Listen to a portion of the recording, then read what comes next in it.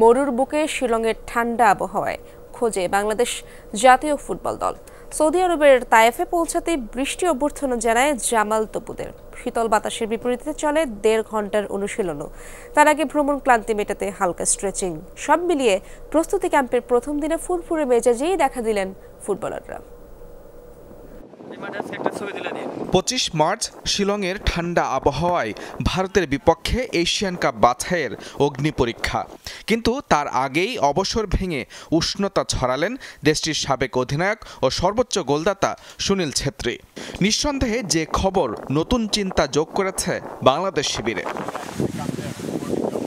মার্চে শিলংয়ে তাপমাত্রা থাকে 10 থেকে 25 ডিগ্রি সেলসিয়াসের মধ্যে। এমন আবহাওয়ার সঙ্গে মানিয়ে নিতে বাংলাদেশ দল কিনা মরুর দেশ সৌদি আরবে। তবে সমর্থকদের দুশ্চিন্তার কিছু নেই। দেশটির যে শহরে ক্যাম্প পেতেছেন ফুটবলাররা সেই তায়েফে বৃষ্টি অভ্যর্থনা জানিয়েছে জামাল তপুদের। সঙ্গে প্রচণ্ড বাতাস ও ঠান্ডায় যেন শিলংয়ের আবহাওয়ারই খোঁজ মিলেছে। এখানে তো এখন ঠান্ডায় চলতেছে। আমার মনে হয় যে আমরা এটার সাথে আমাদের ওরকম হবে না, কারণ আমরা যেহেতু এখানে আরো 10-12 দিন থাকবো। ওয়েদারটা একটু ঠান্ডা আছে। এর আগেও আমরা সৌদি আরবে প্র্যাকটিস করেছি এই ওয়েদারে।